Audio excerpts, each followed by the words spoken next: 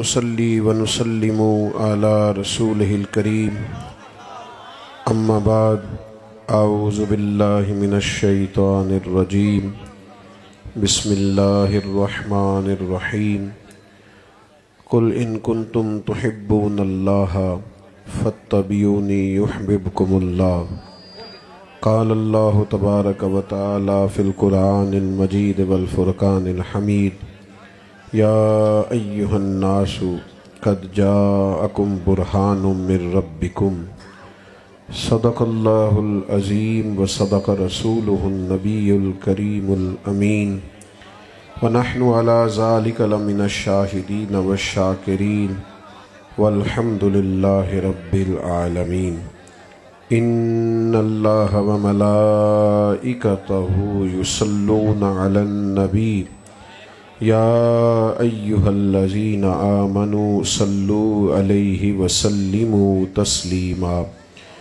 اللهم صل على سيدنا ومولانا محمد معدن الجود والكرم وآله وصحبه وبارك وسلم مل کے درود شریف پڑھیے الصلاۃ والسلام علیک یا رسول اللہ وعلی آلک واصحابک یا حبیب اللہ۔ حمد و صلاۃ کے بعد انتہائی عزت و تکریم کے لائق بزرگوں، قابل صد احترام بھائیوں، میرے عزیز دوستوں، اسٹیج پہ جلوہ فرما حضرات، علماء، مشائخ، سادات، تشریف رکھیں، آپ بٹھائیں جی بزرگوں، تشریف رکھیں جی، آپ بیٹھیں، تشریف رکھیں۔ میری آپ حضرات کی خدمت میں گزارش ہوگی کہ نہایت اطمینان سے موبائل چلانے والے دوستوں سے بھی اپیل کروں گا کہ ماشاءاللہ موبائلوں میں تو آپ سے پہلے بھی ملاقات رہتی ہے، تو آج تو چلو سامنے آئے بیٹھے ہیں تو چلو موبائل رہنے دیں، ڈائریکٹ ہی بات چیت کر لیتے ہیں، کیا خیال ہے آپ؟ میرے دوستو، بڑا خوبصورت یہ اجتماع ہے، اور جس دھرتی پر، جس زمین پر ہم بیٹھے ہیں، یہ اولیاء اللہ کی دھرتی ہے، یہ صوفیاء کا، بزرگوں کا عظیم مسکن ہے۔ اللہ تعالی ہم سب کا یہاں جمع ہونا اپنی بارگاہ میں قبول فرمائے۔ جماعت اہل سنت کے زیر اہتمام اس بزم حسن کو اللہ تعالی قبولیت کا درجہ نصیب فرمائے۔ بولے نہیں جی آپ مہربان، بیٹھ جائیں جی، جلدی سے بیٹھ جائیں تاکہ بات کی جا سکے، جلدی سے بیٹھ جائیں۔ آپ بس کریں جی، بٹھانے والوں کو تھوڑی دیر کے لیے عرض کریں کہ ٹھیک ہو گیا، آپ بھی بیٹھ جائیں جی، مہربانی فرمائیں، تھوڑی دیر توجہ کریں۔ اصل میں نا تھوڑے لوگوں کو سنبھالا جا سکتا ہے، اجتماعات زیادہ ہو جائیں تو پھر کئی دفعہ تھوڑا بہت مینجمنٹ میں اوپر نیچے ہو جاتا ہے، محبت کریں، انشاءاللہ سب ٹھیک ہے۔ میرے دوستو، تھوڑی زیادہ توجہ کیجئے گا، چند ایک گزارشات آپ کی خدمت میں عرض کرنی ہے۔ بعض اوقات نا ایک ہی کام کر کر کے بندہ تھک جاتا ہے، ایک ہی قسم کا سفر کر کر کے کسی مقام پہ اسے اکتاہٹ محسوس ہونے لگتی ہے۔ دنیاوی کاموں کا بوجھ کئی دفعہ اس کی روح کو، اس کے دل کو، اس کے باطن کو بوجھ کے نیچے لے آتا ہے۔ پھر ایک ٹائم آتا ہے کہ انسان ڈھونڈنے لگتا ہے کہ میں کون ہوں، میں کہاں سے آیا ہوں، میں کس لیے آیا ہوں، میں کیوں بھیجا گیا ہوں۔ ڈاکٹر اقبال جیسے لوگوں نے پکار کے کہا تھا کہ ڈھونڈتا پھرتا ہوں اے اقبال اپنے آپ کو، آپ ہی گویا مسافر، آپ ہی منزل ہوں میں۔ انسان تلاشتا ہے، بیٹا چھوڑ دو، آپ بات سنو، بات ایک دفعہ ہوتی ہے نا، موبائلوں والوں سے عرض کر دیا، اور یہ جو اندر اندر بیٹھے ہیں ان کو تو ویسے ہی نہیں چلانے چاہیے۔ میرے عزیز، انسان ایک وقت پہ تلاش کرنے لگ جاتا ہے کہ میرے آنے کا مقصد کیا ہے، مجھے کس نے بھیجا ہے۔ وہ سمجھتا ہے کہ یہ جو میں کر رہا ہوں یہ کس لیے ہے، اور یہ روزمرہ کے معاملات کیا ہیں۔ اتنی انسان تکالیف سہتا ہے، پیدا ہوتا ہے، بڑا ہوتا ہے، جوان ہوتا ہے، عملی زندگی گزارتا ہے، پھر چلا جاتا ہے۔ تو کیا یہ معاذ اللہ بیکار ہے سب کچھ؟ پھر انسان جب ڈھونڈتا ہے نا تو سب سے پہلے اپنے خالق کا پتہ ڈھونڈتا ہے، اپنے مالک سے ملنا چاہتا ہے۔ اس کے دل میں خواہش پیدا ہوتی ہے کہ وہ کبھی ملے، کبھی اس کی بارگاہ تک باریابی حاصل ہو، میں اپنے بنانے والے سنوارنے والے سے بات کروں۔ اور یہ خواہش بری خواہش نہیں۔ صحابہ کرام علیہم رضوان کی بھی ایک جماعت پریشان ہو کے حضور کی بارگاہ میں آئی تھی، اور انہیں عرض کیا تھا یا رسول اللہ زمانہ بیت گیا، تسبیح کرتے، نماز پڑھتے، جہاد کرتے، خیرات کرتے، اب نہ رب سے ملنے کو جی چاہتا ہے۔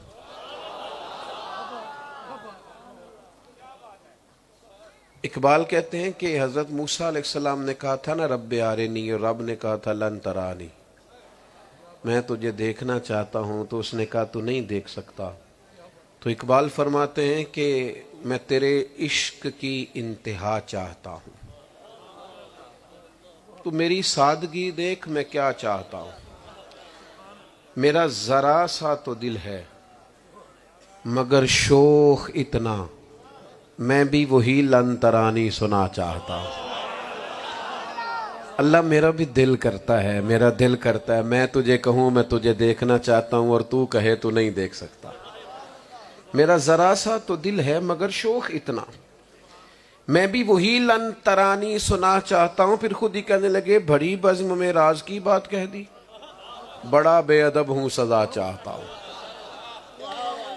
عزیز، صحابہ کے درمیان بھی یہ خواہش پیدا ہوئی، اور یہ خواہش پیدا ہونی چاہیے۔ قیامت والے دن بہت سارے چیزیں ہوں گی جن کا سب سے پہلے سوال ہوگا۔ ایک حدیث میں فرمایا نماز کا سوال سب سے پہلے ہوگا، کسی جگہ فرمایا حقوق العباد کی بابت سب سے پہلے پوچھا جائے گا۔ ایک روایت میں حضور فرماتے ہیں قیامت والے دن اللہ اپنے بندوں سے سب سے پہلا سوال یہ پوچھے گا کہ مجھ سے ملنے کو جی چاہتا تھا؟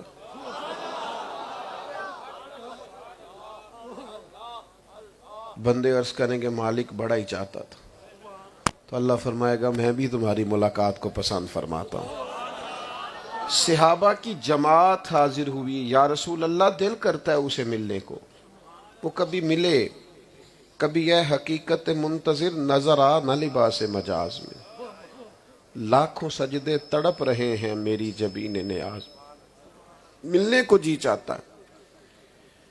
تو جب صحابہ نے تڑپ کے حضور کی بارگاہ میں عرض کیا تو اللہ نے قرآن مجید نازل فرمایا، فرمایا وَإِذَا سَأَلَكَ عِبَادِي أَنِّي فَإِنِّي قَرِيبٌ۔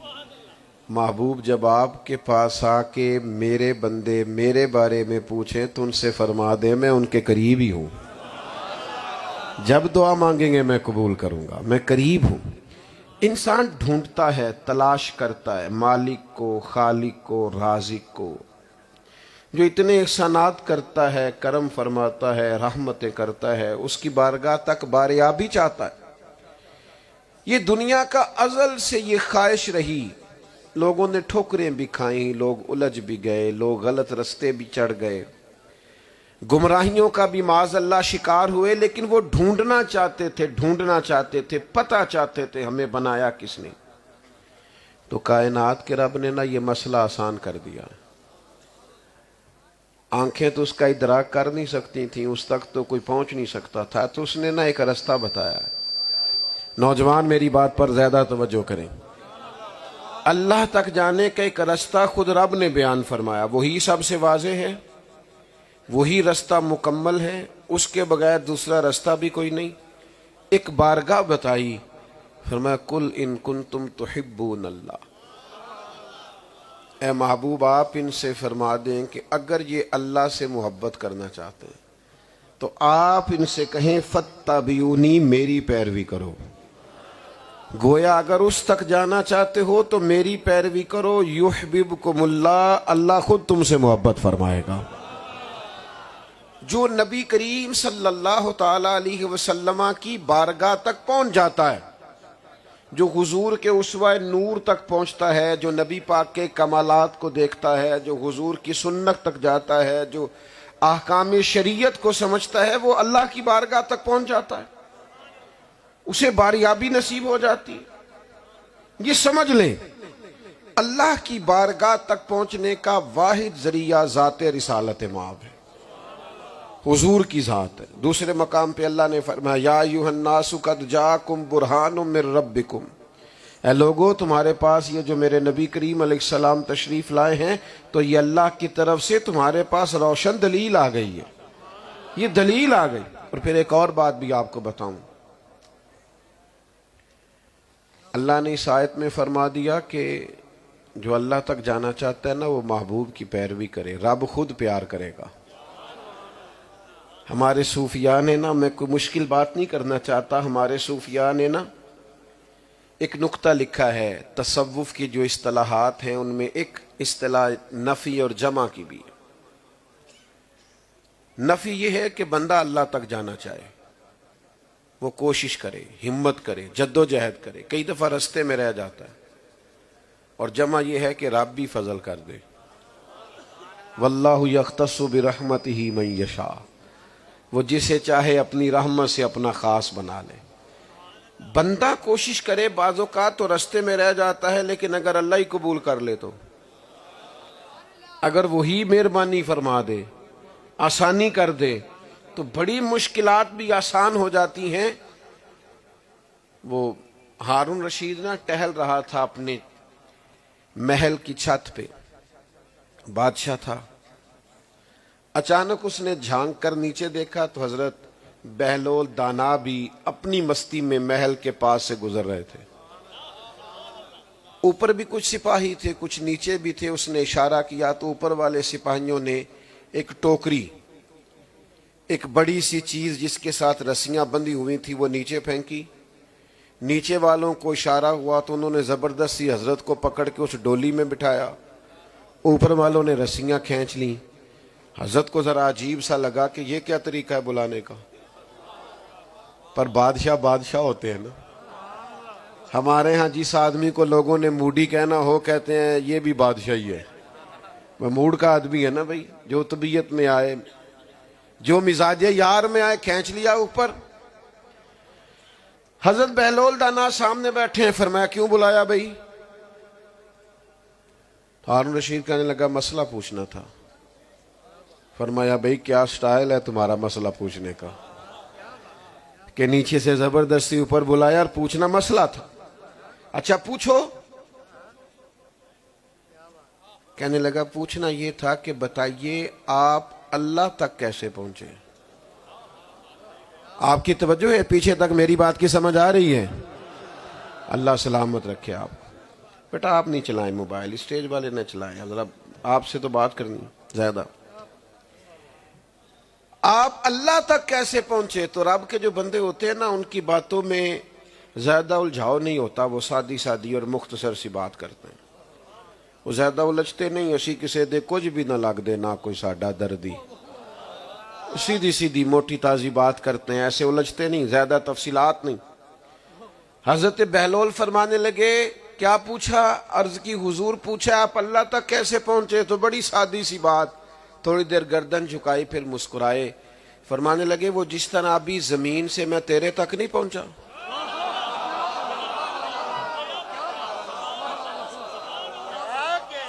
ابھی نہیں پہنچا زمین سے تیرے تک، ویسے ہی اللہ تک پہنچ گیا ہوں۔ تو بادشاہ تھا نا، میں کہہ چکا ہوں بادشاہ موڈ کے لوگ ہوتے ہیں۔ کہنے لگا سمجھ نہیں آئی، ان کو ذرا دیر سے سمجھ آتی ہے، سمجھ نہیں آئی۔ تو حضرت فرمانے لگے بادشاہ بات بڑی سادی ہے، اگر میرا دل چاہتا نا تجھ سے ملنے کو تو میں درخواست لکھتا مجھے بادشاہ سلامت سے ملنا ہے، پھر کسی وزیر کے سفارشی سائن کراتا، پھر وہ درخواست جمع ہوتی، پھر کوئی دن ملتا، پھر لوگوں کی لائنیں لگتی، پھر میری باری آتی، پھر پتہ نہیں تیرا موڈ کیسا ہوتا۔ جب میں چاہتا تو پتہ نہیں کتنے دن لگ جاتے، تو نے چاہا ہے تو منٹ بھی نہیں لگا۔ مانا کہ محبت کے سفر میں ہر گام پہ 100 مشکل ہے، مانا کہ محبت کے سفر میں ہر گام پہ 100 مشکل ہے، لیکن یہ سفر آسان بھی ہے اگر ساتھ تمہارا ہو جائے۔ اگر تو ساتھ ہو تو پھر سفر مشکل نہیں ہے۔ کہنے لگے میں رب تک جانا چاہتا تو پتہ نہیں جا سکتا تھا کہ نہیں، اسی نے کرم فرما دیا۔ اللہ فرماتے ہیں کل ان کنتم تحبون اللہ فاتبعونی یحببکم اللہ، تم اس کی بارگاہ تک جانا چاہو تو پتہ نہیں جا سکو کہ نہ جا سکو، مدینے والے کی غلامی کرو، یحببکم اللہ، وہ خود تم سے محبت فرمائے گا، خود تم سے۔ میں آپ کی خدمت میں عرض کروں، حضور کی سنت سے بندہ پیار کرے تو بندے کو اپنے آپ سے پیار ہو جاتا ہے۔ نہیں سمجھ آئی آپ کو بات؟ نبی کریم سے محبت کرے نا تو اپنے آپ سے پیار، زندگی قیمتی لگنے لگتی ہے، اندر عشق رسول جو ہوتا ہے۔ یہ جو لوگ کہتے ہیں نا وہ میں تو بیکار ہوں، میں تو بور ہو رہا ہوں، میں تو بلا وجہ پریشان ہوں، آپ قیمتی ہو جائیں گے، شرط یہ ہے کہ من میں اجالا کرو ذات رسالت مآب کی غلامی کا۔ اگر آپ کے باطن میں کیفیات ہوتی ہیں تو آپ کو پیار ہو جائے گا، آپ سمجھنے لگیں گے کہ میرا وجود قیمتی ہو گیا، چونکہ اندر معرفت الہی ہے۔ آپ کو محسوس ہوگا کہ میں کوئی بیکار کام نہیں کر رہا، اور میں آپ کو چھوٹا آدمی ہوں، کوئی نصیحت کرتا اچھا نہیں لگوں گا، مشورہ دیتا ہوں۔ مخلص لوگ صحیح جیا کرتے ہیں، ریاکاروں کا جینا کو جینا نہیں، تنگ ہوتے ہیں بیچارے، کہتے ہیں دیکھو میں نے اتنا کچھ کر لیا ابھی تک کسی نے تعریف ہی نہیں کی۔ اور جو لوگ مخلص ہوتے ہیں وہ کہتے ہیں اللہ کرے کوئی قریب نہ ہی آئے، اللہ کرے کوئی ہاتھ نہ ہی چومے، اٹھ بلیا چلو تھے وسیے جتھے وس دے سارے ہی انے، نہ کوئی ساڈی ذات پچھانے نہ کوئی سانو منے۔ تو اخلاص نعمت ہے۔ اللہ کے حضور جب قرب الہی میسر آتا ہے، جب بندے کو معرفت الہی نصیب ہوتی ہے تو رنگ اور ہو جاتا ہے، لیکن اس کے لیے ایک شرط ہے نا، آپ اسوہ حسنہ کی حقیقت کو بھی تو سمجھے نا۔ میں نے کہا جو حضور کی بارگاہ تک جاتا ہے اسے اللہ کی معرفت، اس پر میں دلائل عرض کرتا ہوں۔ یہودیوں کے بہت بڑے عالم تھے جناب عبداللہ ابن سلام، یہودیوں کے بہت بڑے عالم تھے، اور جو پڑھے لکھے لوگ ہوتے ہیں وہ چاہتے ہیں ہمیں مطمئن کیا جائے، تو وہ تسلی چاہتے ہیں، ان کے پاس کئی چیزیں پڑھ رکھی ہوتی ہیں، کئی قسم کے مخالف دلائل بھی ہوتے ہیں، تو وہ چاہتے ہیں مجھے مطمئن کیا جائے۔ تو حضرت عبداللہ ابن سلام رضی اللہ تعالیٰ عنہ نا نبی پاک کی بارگاہ میں جب حضور مدینہ طیبہ تشریف لائے تو وہ حضور کی بارگاہ میں حاضر ہوئے اور نبی کریم علیہ السلام کی زیارت کی۔ آپ کی توجہ ہے میری بات پر؟ میں نے کہا عام آدمی نہیں، پڑھے لکھے سیانے سمجھدار تورات کے جاننے والے، وہ نبی کریم کی بارگاہ میں حاضر ہوئے اور پیچھے دلائل رکھتے تھے، انہوں نے آسمانی کتابوں کو پڑھ رکھا تھا۔ اللہ کرے آپ کو سمجھ آئے میری بات کی۔ وہ حضور کی بارگاہ میں آئے تھے، کوئی بات کروں گا، کوئی سوال جواب کروں گا، کوئی گفتگو کروں گا، پر سودا لینے کے لیے بازار گئے ہم، ہاتھ اس کے بکے جس کے خریدار گئے ہم۔ خیال تھا کوئی بات کروں گا، لیکن بات عجیب ہوئی، حضور اونٹنی پر تشریف فرما تھے، صلہ رحمی کے بارے میں بات کر رہے تھے۔ حضرت عبداللہ ابن سلام نے نظریں جھکا لی، تھوڑی تھوڑی دیر کے بعد حضور کا چہرہ نور دیکھتے پھر نظر جھکا لیتے، پھر چہرہ انور دیکھتے پھر نظر جھکا لیتے، پھر چہرہ انور دیکھتے پھر نظر جھکا لیتے۔ اللہ اکبر۔ پھر تھوڑا سا قریب گئے اور جا کے عرض کی حضور مجھے کلمہ پڑھا دیں۔ اس کو آپ جذباتی نہ لیں، اس کو سمجھیں، میں کہہ چکا ہوں کہ عام آدمی نہیں، ایک پڑھا لکھا سمجھدار آدمی جو دلیل چاہتا ہے، وہ نبی کریم کے قریب گئے، کوئی بات نہیں کی، کوئی گفتگو نہیں کی، کوئی سوال نہیں کیا، کوئی جواب نہیں لیا، بس چہرہ نور دیکھا، کلمہ پڑھا، مسلمان ہو گئے۔ وہ جو ساتھ والے تھے نا، کہتے ہیں نا چائے سے کیتلی زیادہ گرم ہوتی ہے، وہ جو ساتھ والے تھے وہ کہنے لگے آپ نے سوال ہی نہیں کیا، آپ نے بات ہی نہیں کی، آپ تو کہہ رہے تھے۔ قربان جائیں کیا جملہ ہے۔ حضرت عبداللہ ابن سلام کہنے لگے تم نے محبوب کے چہرے کی معصومیت نہیں دیکھی؟ تم نے ان کی جھکی جھکی آنکھوں میں معرفت کا نور نہیں دیکھا؟ تو یا گویا تم نے ان کے وجود سے چھلکتا نور نہیں دیکھا؟ پھر فرمانے لگے مجھے بتاؤ ایسا چہرہ کسی جھوٹے کا ہو سکتا ہے؟ یعنی حضور کے قریب گئے. میں جو بات عرض کر رہا ہوں اس کو سمجھیں. نبی کریم کو دیکھا، حضور کو سنا، نبی پاک کی زیارت کی اور کلمہ اسلام پڑھ گئے. حضور کو مانا تو اللہ کو بھی مان گئے.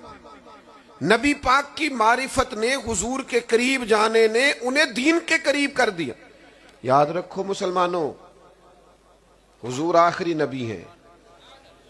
نبی کریم کے بعد دوسرا کوئی نبی، اس کو سمجھ لینا. حضور آخری پیغمبر ہیں. اب جس کو بھی معرفت الہی ملے گی حضور کے وسیلہ پاک سے ملے گی. دوسرا کوئی رستہ خلاف پیغمبر کسے راہ گزری. حضور کے مخالف چل کے کسی کو کوئی رستہ معاذ اللہ مل سکتا؟ اس کو سمجھ لو. اپنے آپ کو وابستہ کرنا پڑے گا نبی پاک کے ساتھ. حضور کی سنت نے، نبی پاک کے اسوہ نور نے، حضور کے اخلاق عالیہ نے، نبی پاک کی تعلیمات نے لوگوں کو اس طرح کا متاثر کیا کہ لوگ گرویدہ ہو گئے دین کے. ہم نا چونکہ نسلاً مسلمان ہیں، صدیوں سے مسلمان ہیں، آباء و اجداد سے مسلمان ہیں، اس حسن کے ساتھ دین کو نہیں پڑھتے، اس خوبصورتی کے ساتھ کتاب و سنت کا مطالعہ نہیں کرتے، اس گہرائی کے ساتھ دین میں نہیں اترتے. حالانکہ ہمارے پاس بڑا وقت ہوتا ہے پر ہم اپنا وقت ضائع کرتے ہیں. گھنٹوں موبائلوں پہ بیٹھے، اتنا ٹائم تصویروں پہ ضائع کر دیا. جب تک ہم نبی پاک کے اسوہ نور کو بنظر غائب، بنظر عمیق سیرت کا مطالعہ نہیں کریں گے، حضور کی مقدس تعلیمات کو نہیں سمجھیں گے، نہیں پڑھیں گے. نوجوانوں میں آپ سے عرض کروں، بہت زیادہ پیسے والے لوگوں کو بھی ہم نے بے چین دیکھا ہے. کرب ہے، درد ہے. جن لوگوں کو آپ دیکھتے ہیں نا بہت شہرت ہو گئی، ان کے پاس کبھی بیٹھو وہ تکلیف میں ہے. وہ کہتے ہیں میری تو نجی زندگی کوئی نہیں رہی، پبلک پراپرٹی ہو گیا ہوں. آپ بڑے بڑے عہدوں پر فائز لوگوں سے ملیں، بے سکون ہیں، سکون چاہتے ہیں. کہاں ملے گا؟ حضور کے قدموں سے لگنے میں ملے گا،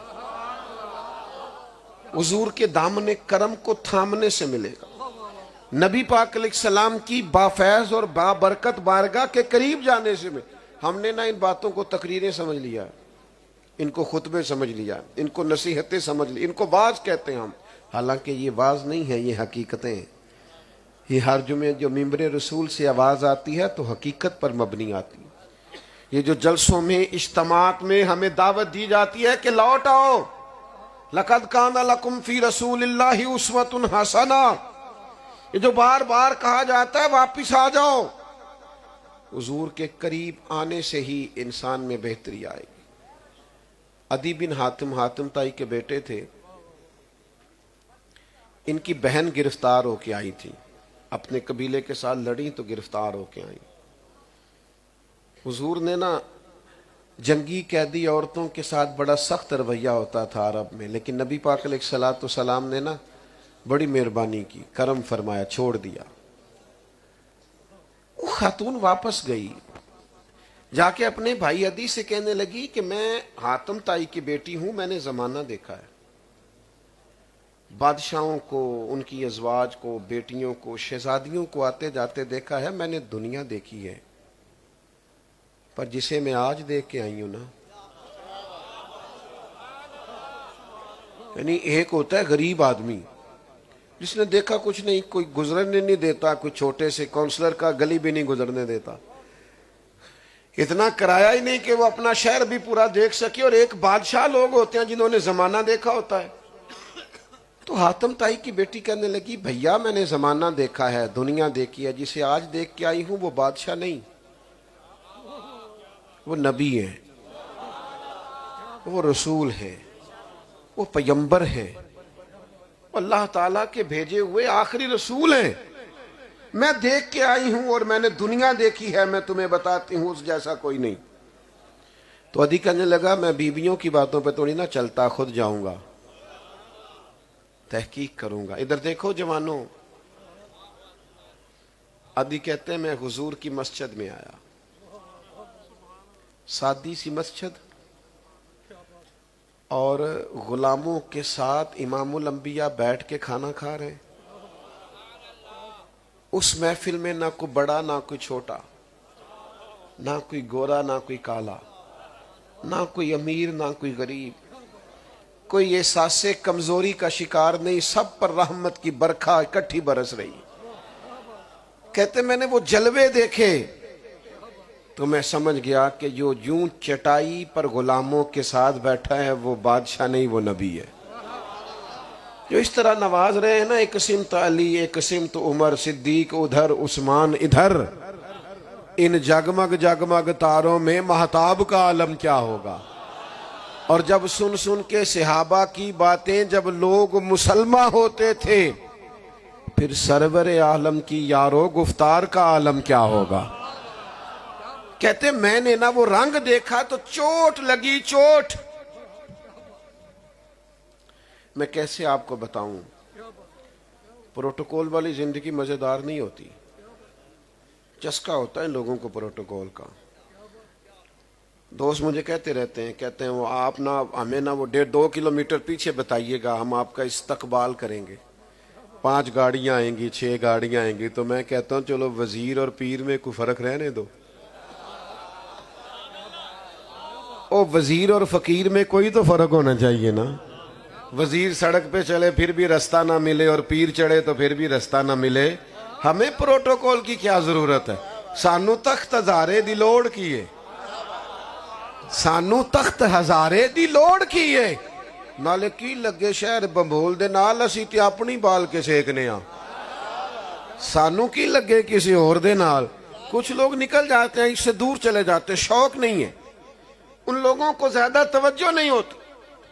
आदि कहते हैं फिर मेरे दिल में ना अचानक है, ये शैतान भी बड़ा जालिम है ना, अल्लज़ी युवस्विसु फी सुदूरिन नास, ये भी ऐन सीने में वसवसे डालता है। आदि कहते हैं मेरे दिल में ख्याल आया कि मस्जिद तो सादी सी है, हो सकता है घर बहुत आलीशान हो। होते हैं बाज पीरों के आस्ताने मज़ार सादे और कोठियां बड़ी बड़ी, मस्जिदें सादी और आस्ताने और बंगले और वो बड़ी बड़ी होते हैं। मैं क्या तुसा कड़ा किसन दस में साड़ी आपस दी गल है, लेकिन होता है, ऐसा भी होता है। जहां मिस्कीन बैठ के खाना खाएं वो जगह और है, और जहां बड़े लोगों को बिठाना है वो जगह और है। तो फिर इकबाल बोल पड़े, कहने लगे खुदावंदा ये तेरे सादा दिल बंदे किधर जाएं, खुदावंदा ये तेरे सादा दिल बंदे, दरवेशी भी अय्यारी है, शहनशाही भी अय्यारी, दोनों ने अजीब चक्कर चलाया हुआ है। यारी और मक्कारी से अल्लाह माशाल्लाह काम ले रहे हैं। अदी कहते मेरे दिल में ख्याल आया कि मस्जिद तो सादा है, पता नहीं घर कैसा होगा। फिर कहते हैं कुर्बान जाऊं महबूब, ख्याल आया कि मुसलमान नेक को बद पहचान जाते हैं और मोहम्मद आदमी के दिल की बातें जान जाते हैं। हुजूर मुझसे फरमाने लगे चल मैं तुझे घर ले चलूं। कहते मैंने फिर महबूब का काशाना नूर देखा, एक चटाई, एक पानी का मटका, और नबियों के इमाम का घर, रसूलों के इमाम का घर, मिराज वाले महबूब का काशाना नूर। कहते खजूरें हुजूर लाए, दूध लाए, मेरी तरफ वो सामान नहीं बढ़ रहा था, ईमान आ रहा था। फरमाते हैं बस वो रंग ढंग महबूब के देखे तो जो हुजूर तक पहुंच गया वो खुदा तक पहुंच गया। फरमाते हैं बस फिर ज्यादा वक्त नहीं लगा, एक जुमला महबूब ने कहा, फरमाया दी एक टाइम आने वाला है, मैं एक ऐसा दौर लेके आऊंगा, ऐसा दौर तुम शायद इस्लाम पर बज़ाहिर गुर्बत देखकर और मुसलमानों को बज़ाहिर कमजोर देखकर दीन के करीब नहीं आ रहे। फरमाया एक वक्त आएगा, और गोया इसी सादगी में आएगा, कि जब एक औरत मकाम हिरा से अकेली चलेगी और आके मक्के का तवाफ करेगी, उस काबे का तवाफ करेगी, उसे सिवाय अल्लाह के किसी का डर नहीं होगा। और ये दौर आया। सहाबा फरमाते हैं जनाब उमर के जमाने में हमने ये दौर देखा, किया खातून ने तवाफ। संगियों समझ लेना, जो जो भी हुजूर के करीब आया वो बहुत बड़ा आलिम था या बहुत बड़ा बादशाह था, या हजरत बिलाल जैसा कोई फकीर था, या हजरत सुहैब रूमी जैसा कोई दरवेश था, या जनाब सलमान फारसी जैसा कोई मुसाफिर था। جو آیا ہے نا، جو آیا ہے اس نے محبوب کو دیکھا ہے تو سر سے لے کر پاؤں تک تنویر ہی تنویر ہے. جیسے منہ سے بولتی قرآن کی تفسیر ہے، سوچتی تو ہوگی دنیا مصطفیٰ کو دیکھ کر بھلا وہ مصور کیسا ہوگا جس کی یہ تصویر ہے. حضور ہاں ایک بات آپ نے سمجھنی ہے، میں بہت لمبی تقریر کرنے کا قائل نہیں ہوں، ایک بات آپ نے سمجھنی ہے رک کے، بڑی ضروری ہے. سنت کو سمجھنا ہے، اسوہ حسنہ کو سمجھنا ہے. ہمارے ہاں نا لوگوں نے سنت شریعت کا مفہوم بھی اپنے اپنے حساب سے لے لیا ہے. بعض لوگ سمجھتے ہیں صرف 4-5 ہی شاید سنتیں، داڑھی رکھنا، پگڑی باندھنا، مسواک کرنا، میٹھا کھانا،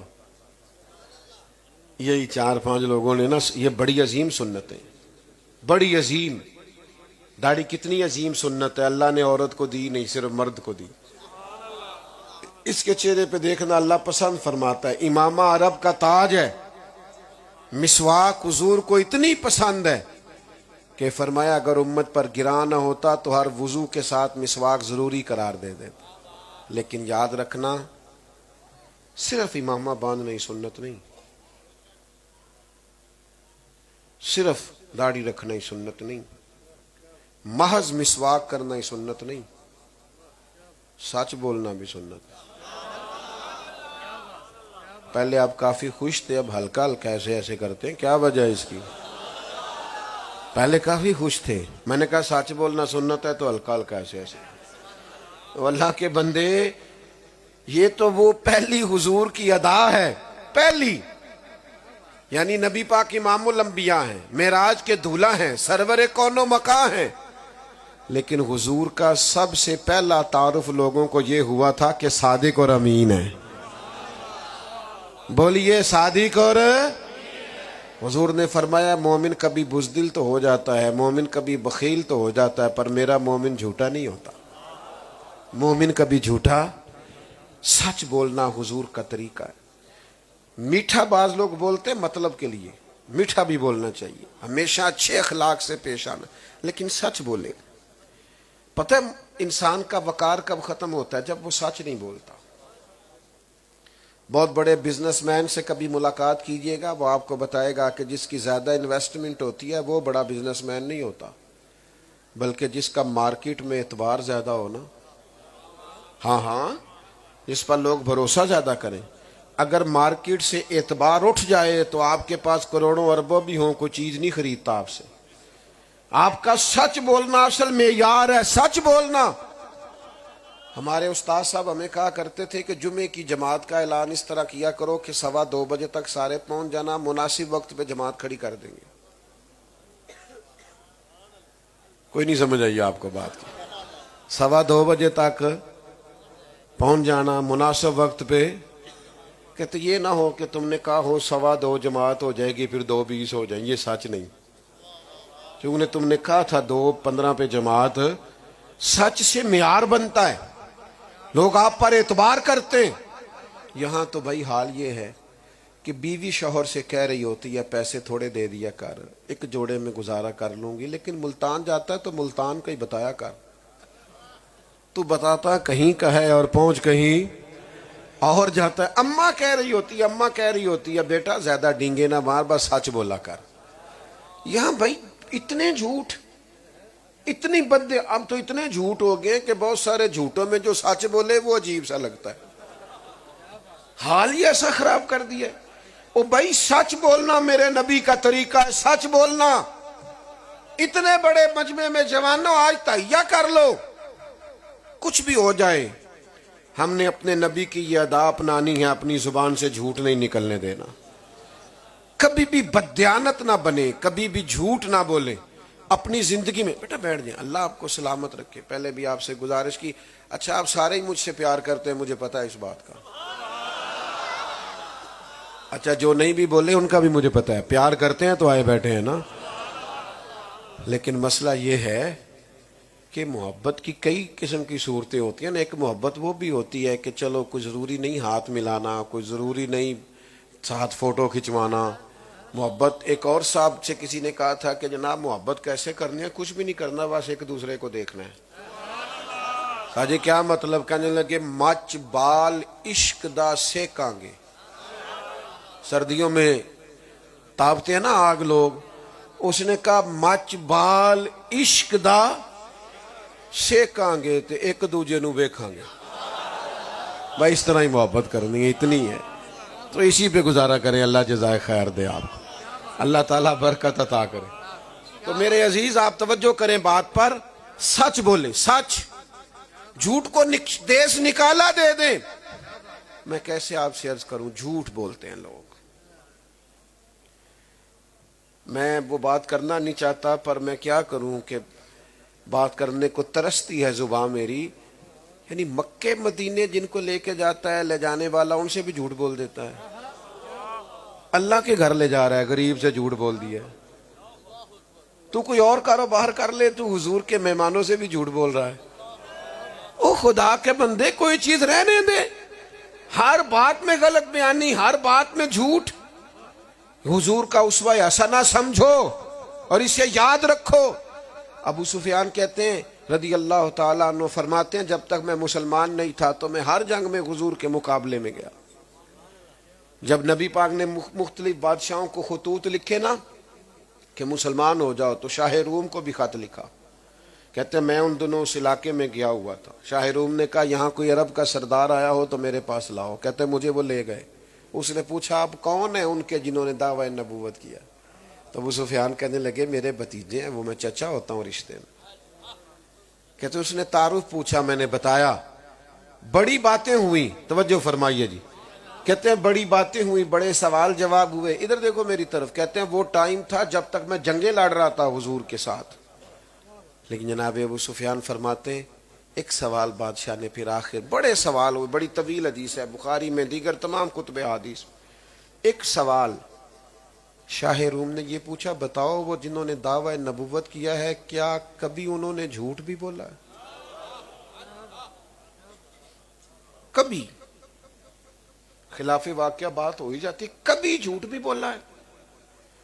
تو ابو سفیان بتا چکے تھے کہ رشتے میں میں ان کا چچا ہوں پر میری مخالفت ہے، میں جنگیں لڑتا ہوں۔ تو ابو سفیان کہنے لگے، تھوڑی دیر خاموش رہے تو بادشاہ نے پھر پوچھا بتاتے کیوں نہیں، کیا کبھی انہوں نے جھوٹ بھی بولا ہے؟ ابو سفیان کہنے لگے بادشاہ میری مخالفت اپنی جگہ پر وہ میرے سامنے پیدا ہوئے، میں نے انہیں ماں کی گود میں بھی دیکھا ہے اور دادا کے کندھوں پہ بھی دیکھا ہے اور چچا کے گھر میں بھی دیکھا ہے اور جناب ختیجہ کا دولہا بنے بھی دیکھا ہے، ان کی گود میں اولاد کو کھیلتے ہوئے بھی دیکھا ہے، ان کی مقدس کانوں پر بال میرے سامنے چند بال سفید ہوتے بھی میں نے دیکھے ہیں۔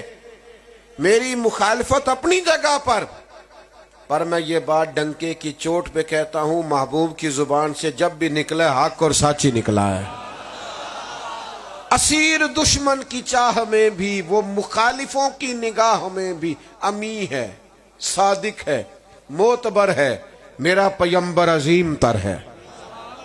مخالف بھی کہیں کہ جھوٹ نہیں بولتے، یہاں امتی کا یہ حال ہو کہ ہر دوسری بات میں جھوٹ بولے، ہر تیسری بات میں جھوٹ بولے۔ نکل آؤ، اسوہ نور کو سمجھو، اس کو سادی بات نہ سمجھو، یہ بنیادی بات ہے۔ سچ کا تعلق آپ کے وقار کے ساتھ، آپ کی شخصیت کے باکپن کے ساتھ، آپ سچ بولیں گے سچے شمار کیے جائیں گے۔ میں کہا تھا زیادہ باتیں نہیں کرنی، بس میں بڑی جلدی سمیٹ دوں گا۔ ایک میرا دل کرتا ہے بات اور کروں، آپ کروں کہ بس کروں؟ ارے بڑے شوق سے سن رہا تھا زمانہ، وہ تو ہم ہی سو گئے داستان کہتے کہتے۔ جس طرح مسواک سے دانت صاف کرنا حضور کی سنت ہے نا، دل صاف رکھنا بھی حضور کی سنت ہے۔ کیا صاف رکھنا ہے؟ نہ بغض ہو، نہ حسد ہو، نہ کینہ ہو، نہ تکبر ہو، نہ کسی کے لیے اپنی ذات کے لیے محض نفرت ہو۔ دل صاف ہو، دل بڑا ہو، سینہ کشادہ ہو۔ کتنا کشادہ ہو؟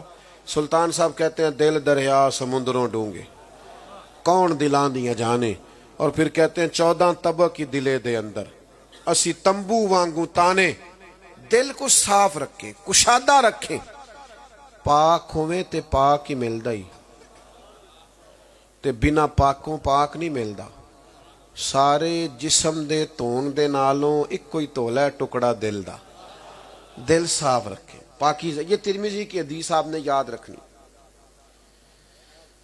نبی کریم علیہ الصلوۃ والسلام نے حضرت انس بن مالک رضی اللہ تعالیٰ عنہ سے فرمایا، اے انس، اے میرے بیٹے، آپ سے ہو سکے تو صبح اس حال میں کریں کہ آپ کے دل میں کسی کا بغض نہ ہو۔ حضور فرمانے لگے یہ میری سنت ہے، اللہ کرے آپ کو سمجھ آئے۔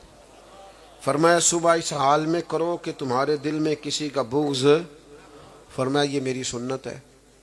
دل کو صاف رکھیں۔ اچھا ہم نہ بلا وجہ دل میں چیزیں، اچھا کوئی لینا دینا ہی نہیں ہے، نفرت پال کے بیٹھے ہوئے، کوئی وہ دو بندے دور کھڑے ہیں، وہ بیچارے کوئی اپنی بات کر رہے ہیں، ہمارا خیال ہوتا ہے میرے خلاف کر رہے ہیں۔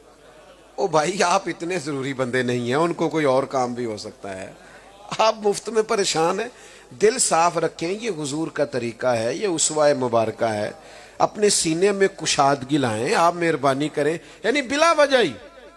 وہ میں چونکہ میں نے اپنا سارا ملک دیکھا ہے اور دنیا کے بھی کچھ کونے میں نے دیکھے ہیں، تو میں جس جگہ جاتا ہوں نا، جو عالم قریب ہوتا ہے نا اس علاقے کا، اس کی عوام تھوڑے بہت شکوے کرتی ہے، تو میں ان سے کہتا ہوں کہ آپ شکوہ کر رہے ہیں اور کہہ رہے ہیں یہاں والے مولانا ٹھیک نہیں، آپ بڑے اچھے ہیں، تو میں نے تو چلے جانا، یہاں تو اسی مولانا نے رہنا ہے۔ تو آپ یہ جو شکایتیں کر رہے ہیں ان کو دور کریں، کو تھوڑی بہت اگر دل میں باتیں نکال دیں، انہوں نے ہی آپ کے پاس رہنا ہے۔ ہم نے کیا کیا ہوتا ہے کہ بلا وجہ نہ چھوٹے چھوٹے شکوے، چھوٹی چھوٹی چیز، ان کو نکال دیں۔ مسند امام احمد بن حنبل میں روایت موجود ہے، حضرت عبداللہ ابن عمر فرماتے ہیں ہم دو لوگ حضور کے پاس بیٹھے تھے، دروازے پہ دستک ہوئی تو محبوب نے فرمایا دروازہ کھولو، جو بندہ آیا ہے وہ جنتی ہے۔ کہتے ہیں ہم تو رشک کرنے لگے جسے حضور جنتی کہہ دیں۔ کہتے ہیں دروازہ کھولا تو بندہ بڑا سادہ سا، وضو کیا ہے، پانی سے داڑھی سے پانی کے قطرے گر رہے ہیں، کچھ سامان تھاما ہوا ہے وہ ایک سائیڈ پہ رکھا، حضور کی بارگاہ میں تھوڑی دیر حاضر ہوا، اجازت لے کے رخصت ہو گیا۔ فرماتے میں ساری رات رشک کرتا رہا، کتنا خوش بخت ہے جسے حضور نے جنتی کہا۔ کہتے ہیں اتفاق کی بات اگلے دن وہیں بیٹھے تھے، وہی جگہ وہی ٹائم، پھر دروازے پہ دستک ہوئی، حضور فرمانے لگے کھولو بھی، دروازہ جنتی آیا ہے۔ کہتے ہم بڑا ناز کر رہے تھے، ایک اور کے نصیب چمک گئے، لیکن دروازہ کھولا تو وہی بندہ تھا جو کل آیا تھا۔ یک نہ شد دو شد، دو دفعہ جنت کی بشارت، اور ناز کرنے لگے۔ اسی طرح وہ سادگی میں آیا، تھوڑی دیر بیٹھا، روانہ ہو گیا۔ کہتے ہیں ساری رات ہم نے ناز کیا، کتنے نصیب۔ مزے کی بات یہ کہ تیسرے دن بھی وہیں بیٹھے تھے، دروازے پہ دستک ہوئی، دروازہ کھولا تو حضور فرمانے لگے کھولو بھئی جنتی آ گیا۔ کہتے ہیں کھولا تو وہی بندہ جو پہلے 2 دن آیا تھا۔ اب تو حد ہو گئی ناز کرنے والی۔ یہ مسند امام احمد بن حنبل میں موجود۔ فرماتے ہیں وہ بندہ اجازت لے کے حضور سے نکلا تو میں بھی اس کے پیچھے اجازت لے کے نکلا، تو میں نے اسے جا کے کہا 2-3 دن مجھے اپنا مہمان بنا لو گے؟ بڑی حیرانگی والی بات ہے نا، جس کا 2 گلیاں چھوڑ کے گھر ہے وہ کہے مہمان بنا لو۔ کہتے ہو مجھے کہنے لگا میں کوئی امیر آدمی نہیں، پر جو روکھا سوکھا کھاؤں گا آپ کو بھی دے دوں گا۔ میں نے کہا ٹھیک ہے۔ کہتے میں 3 راتیں اور 3 دن اس کا مہمان رہا، میں ڈھونڈنا چاہتا تھا کہ وہ کیا عمل کرتا ہے جس کی وجہ سے حضور نے 3 دفعہ جنت کی بشارت دی۔ ہم بھی نہیں ڈھونڈتے کہ پتہ کرو فلانا مشہور کیسے ہوا ہے، فلانے نے پیسے کیسے کمائے ہیں، ڈھونڈتے نہیں پھرتے لوگ۔ ایک کاروبار کوئی کرے تو سارے وہی شروع کر لیتے، آج کل اس میں بڑا پیسہ ہے، مزاج بن جاتا ہے۔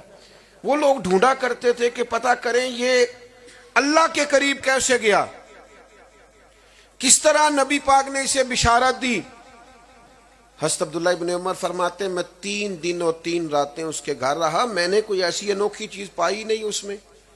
وہ تو کھجور کے خشک ٹکڑے صدقہ کرتا تھا اور میں تو اس سے زیادہ خیرات کرتا تھا۔ وہ عشاء جماعت سے پڑھتا اور فجر اٹھ کے جماعت سے پڑھتا، میں تو اٹھ کے تہجد بھی پڑھتا تھا۔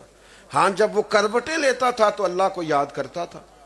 فرماتے ہیں 3 دن اور 3 راتیں رہا پر میں نے کوئی ایسا عمل نہیں دیکھا. فرماتے ہیں تیسرے دن میں اجازت لے کے جانے لگا تو وہ بھی پریشان تھا کہ بندہ آیا اور 3 دن رہا اور بات بھی نہیں. تو میں نے کہا بھائی میں بتا کیوں آیا تھا؟ تو وہ خوش نصیب ہے جسے 3 دفعہ حضور نے جنت کی بشارت دی.